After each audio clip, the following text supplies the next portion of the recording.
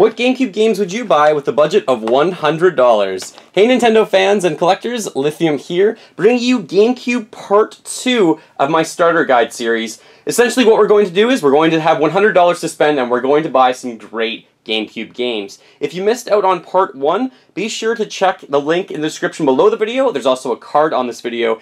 In Part 1, we purchased a GameCube, 2 GameCube controllers, a memory card, and 5 great games.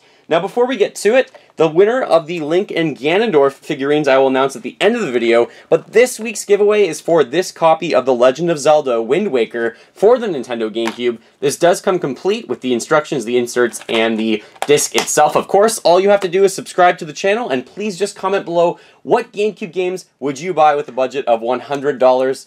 Clearly though, there are some great games on the GameCube that are very expensive. My rule for this list is that I need to purchase at least 5 games. You could buy a game like Fire Emblem, but then your whole budget is completely blown, so I wanted to get at least 5 games into each of these videos.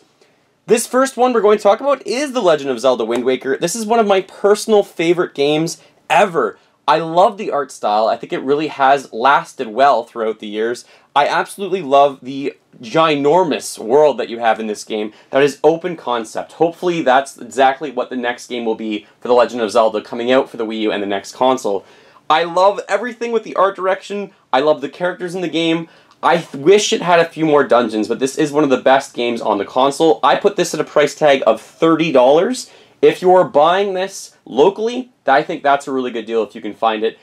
If you're buying it online, of course, then there's import charges and there's also sometimes other fees or taxes. So try and find it local and try and find it for $30. All of my prices I did get from eBay's completed auctions, so that's where I got all my pricing information from. Now, of course, the next game we're going to talk about is another first-person game, another single-player game, I should say, not first-person at all. This is Super Mario Sunshine.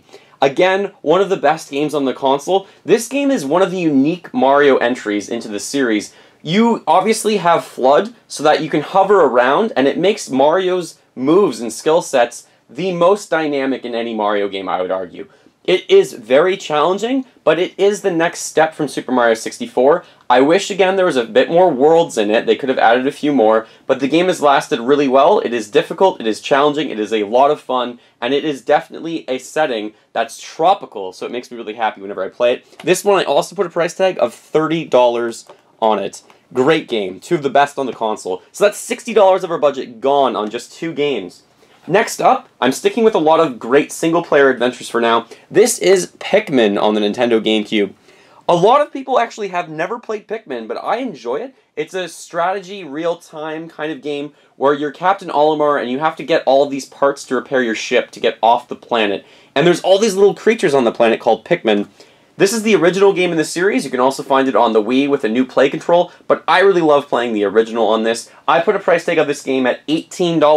$20 might be a little bit more realistic, but I wanted to jam it into this list. It's a great game. It's not that long, so you can actually play it in a relatively short sitting. It's highly entertaining, though. Pikmin. So that means we are... what are we at? $78? $78. We got 2 games left. Next up, at $17... is F-Zero GX for the Nintendo GameCube as well, of course. This is a racing game. It's very, very high fast-paced action. I wish there was one out for the Wii. I really pray there's going to be one out for the NX console.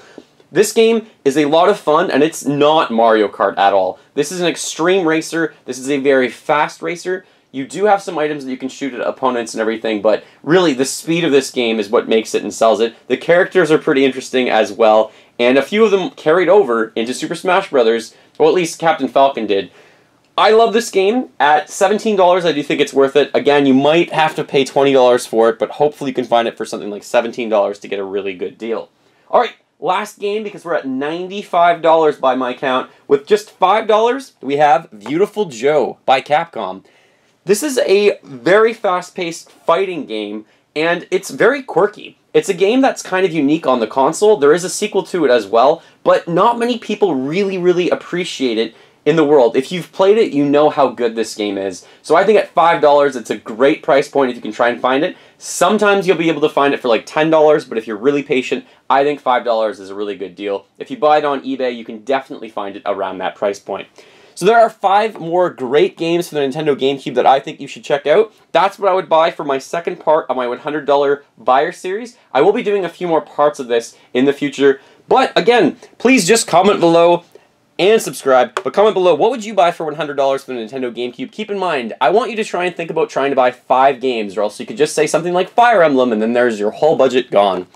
Now let's announce the winner of the Ganondorf and the Link World of Nintendo figures. Thank you everyone for entering. The winner of this is Blowfish09. Blowfish09, please contact me through the back end of my channel on the About tab. There's an email there that you can contact me.